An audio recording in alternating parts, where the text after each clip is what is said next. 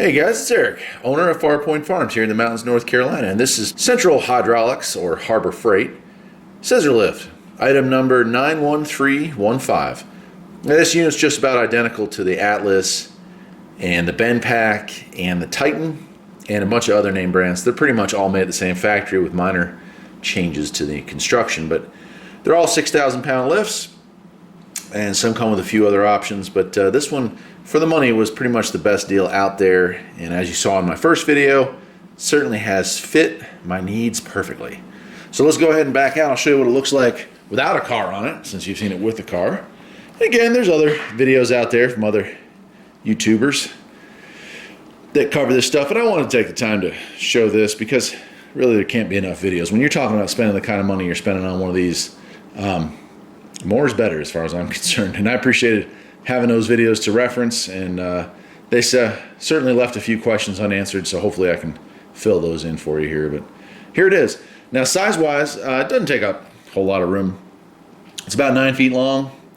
As you can see, the door I have is 8 feet wide. Come around here. Relatively small doors, low height. So just enough clearance there on both sides. The arms swivel out. I'll show those up close here in a second, but there's your two hydraulic pistons that come up and down. That center bar is your locking bar. And the cables that come off, well, the hydraulic line here, that obviously feeds off to the two cylinders, but this one here is for the safety catch. That right there is the safety catch. It automatically latches on each bar as it goes up. So if there was a failure, theoretically, it should come down and lock on the next latch. However, you're supposed to lower it down. So if you get it up to full height, you're supposed to lower it down the inch or two to get it to lock on that. So that's the way that works. These are pretty straightforward. I'll just walk around here and show it to you. These swivel forward and back to give you some clearance, and then in and out. And then these move in and out as well.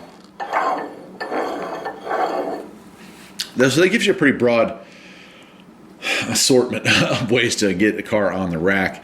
I just did the Volvo. I haven't been able to do the little Honda that we have or the little Toyota that we have. They're just too low to the ground. I have to build some ramps, which I'll be doing later on today.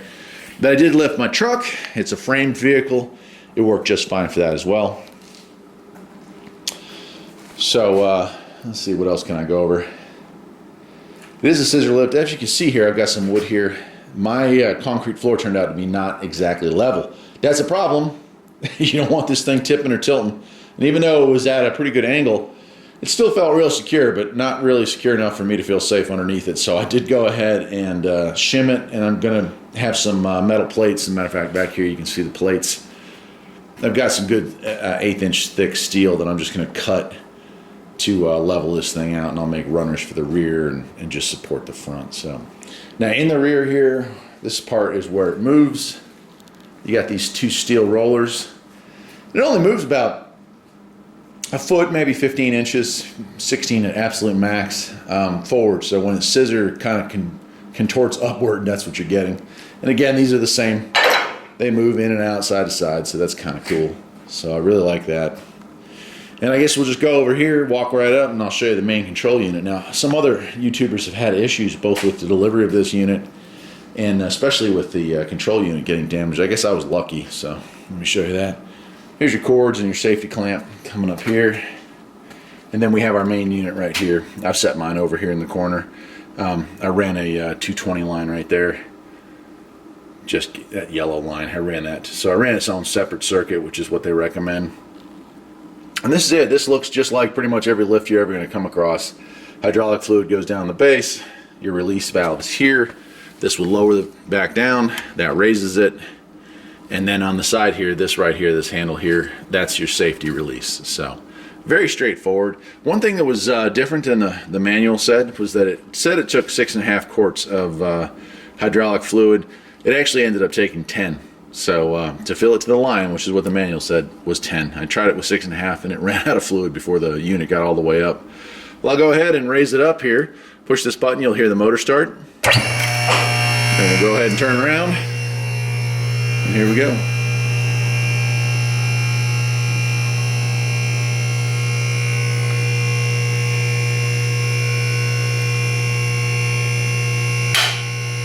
That's that first click you're hearing there. That's those safety latches.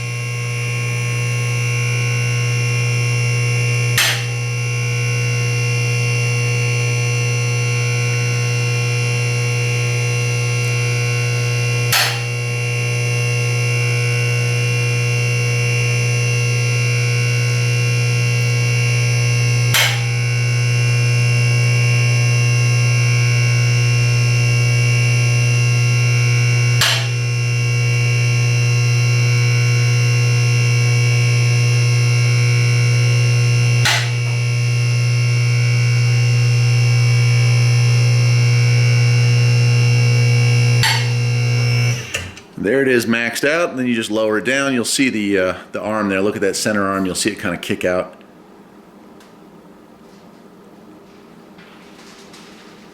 That's it, as it hits that center latch and that locks it in place. So let me go ahead and put this on a tripod, and I'll stand over there to give you some height comparisons. All right, so there it is at full height. Full height, 6'2", comes right up to here. And let me tell you, with the car on it, as I showed in the first video, that's actually the perfect height really for working on cars. You pull a wheel off, it's going to be right here. For me, that's perfect. I don't have to bend over, I'm not reaching up, I'm not reaching down. That's the best way to save your back. And pretty much that's what this lift is all about, saving backs. As I get older, it's a little tougher to be crawling around underneath these things. And if you remember my project last year, the Yugo, just having it up on jack stands, having to use the roll cart for everything, well, that got pretty rough towards the end there. So this is a big advancement from that. Now I'm going to move the camera a little closer, we'll take a look at some of the specs, and then I'll take the camera actually off of this pod. We'll do a little walk around, okay? All right, so you're a little closer in, hopefully you can see some of the finer details here. And I'll go through all this stuff. Again, I'm gonna hold the camera on and we'll walk around. But first of all, these are the sliding pegs. These are what you allow you to adjust where you're gonna place the vehicle. So the Volvo that I had, that's pretty much the largest passenger car that I have. I have a pickup truck as well. And it handles that well. It's got a fairly long wheelbase, it's fairly wide. I wouldn't say it's a full-size vehicle, but it's probably as big as a mid-size gets. And it's European, you know, sometimes European cars can be a little more tricky to lift, but no real problems. As long as you get this thing centered on the lift, it goes right up. And as I showed in that first video, there's plenty of access to the oil filter, the oil drain plug, pretty much anything you want to do on the front end of the car you can get to. Now there are some disadvantages to a scissor lift versus a full-size lift, and they're fairly obvious right there. You can't get in the middle to do a lot of work, but there are ways around that, and some of the other videos don't really talk about the ways around that, but I'd like to cover one or two of them right here. Now, these are the same size, these pegs right here are the same size as any automotive industry standards. So you can buy risers for these. You can get a 6-inch or even a 12-inch riser and have these things sitting this high up. So if you needed to, you could get this thing to sit this high off of these bars, and that would allow you access to the drive shaft, to the transmission, to the muffler, things like that. So there are ways around it. I mean, obviously, if we're going from jack stands to something like this, the increase in the usability of being able to get up underneath, you're not even going to pay attention to the problems you still have. Those are minor workarounds as far as I'm concerned. So that's pretty much how these operate. You're allowed the swing, you can come all the way forward pretty much to there, slide that in and out. Same with the back. We can go all the way back here, and that's pretty much it. So that's pretty good span. I'd say that's, you know, well, I don't know. That's a pretty good span though. I'd get a tape measure out if you really want to, let me know. But you can also move it in. Now one thing I really like about this, because as you know my channel, I do spend a lot of time fixing up riding lawn mowers, garden tractors, those kind of things.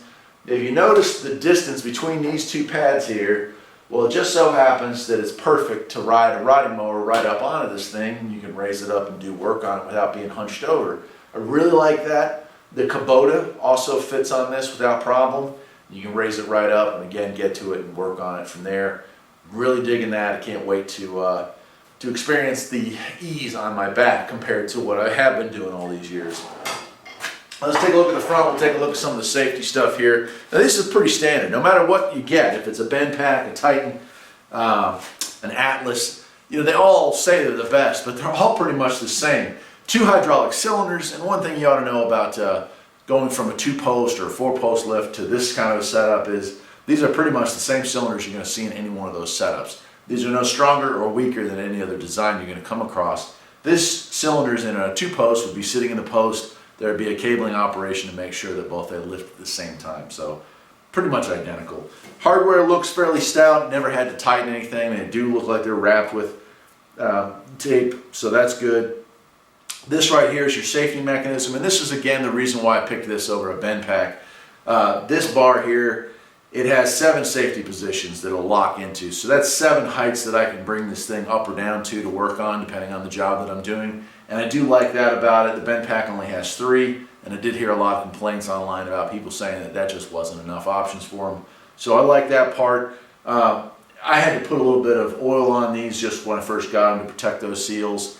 And that's about it. The one thing I did do when I was assembling it is make sure that all the little seat clips were in all the pivot points. Just wanted to be sure that nothing got broke or damaged in shipping. And I do recommend, no matter what type of scissor lift you get, that you double check that, because there was one that was slightly damaged. I went ahead and replaced it. And can you imagine if one of these pins were to come out, the catastrophic failure that would occur? So we don't want that, right? I'm going to take it off the lift, or I'm going to take the camera off the tripod, and we'll walk around it real good. I'll also show you the main unit and how I wired it up. Okay, so here it is up close. This is the main mechanism where the hose comes in and splits out. And you can see it's well done. The hoses, I don't know, they don't have a brand on them, but hydraulic hoses generally work or don't, and these seem to be working just fine. We'll move up here and you can see the safety mechanism. So every time it clears one of these, the little notch comes crashing down here and hooks. So it'll allow it to come up, but then as it comes down, it's going to catch that right like that. It'll slide down and catch, and that'll keep it safe. So in theory, if you forget to lower it down onto one of those safeties, regardless if there was a cylinder failure, it should slide down and lock into the next position and save your life. So that's just something for you to be aware of there. I did have to make an adjustment to the cable when I first got it, but I would imagine that's fairly normal for these things. So come back up here. We see our pivot points up on the top here. And here we have up close. The paint finish is actually really nice. I'm impressed with it. Of course, it won't last very long. It'll get scratched up and dirty real quick here. But I will say that I like what it came like. It's a real thick, heavy coating. And it looks like it's fairly well built. Here's the model number for everyone. It is the Central Hydraulics item number 91315 scissor lift. This unit is a 220. I think the bend pack and the Titan are not 220, they're 120. So something to be aware of. Then we'll follow the cabling over here. I went ahead and installed my unit, gave it its own little spot over here in the corner out of the way. And I did run its own single 220 line right from the fuse box to this here, wired it up. But this ought to look very familiar. If any of you are in the automotive industry, this is pretty much what's bolted to every lift you work with. This, of course, raises it. And then to lower it down, there's your release, but you also have this right here. You have to compress that. I'm going to use my knee. And as we look over here, the unit starts to come down. Now this takes an extremely long time to come down when it does not have a load on it, so I'm not going to sit here for the whole process, but as you can see, it's lowering. Once it gets down to the last foot, it does go quicker, but it is a time consuming. Now obviously, in my first video, you saw that with a car on it, it moves much faster, so that's kind of nice, but that's pretty much it, guys. This is the Central Hydraulics or Harbor Freight Scissor Lift, and it is pretty nice. I gotta say, I'm very impressed not only with its build quality, but functionality.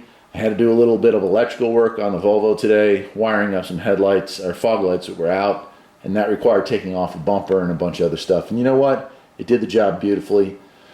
Oil changes are now going to be a whole lot easier. No more driving up on the ramps. And speaking of ramps, I am planning, let me go ahead and stop this and stand back up. I am planning, and you can see other YouTube videos for this, to make a ramp on both sides of this, so that the smaller, shorter cars that I have, lower profile cars, will be able to get up on there. Because this thing does give about a 5.5 inch clearance. And now 5.5 inches is about the clearance on those cars, so I don't want to take a chance of maybe rubbing something, so I'll take care of that as well. That's it. I'm Eric, owner of Farpoint Farms, and I'll tell you what, this is probably one of the nicest upgrades I've gotten in many years. Take care.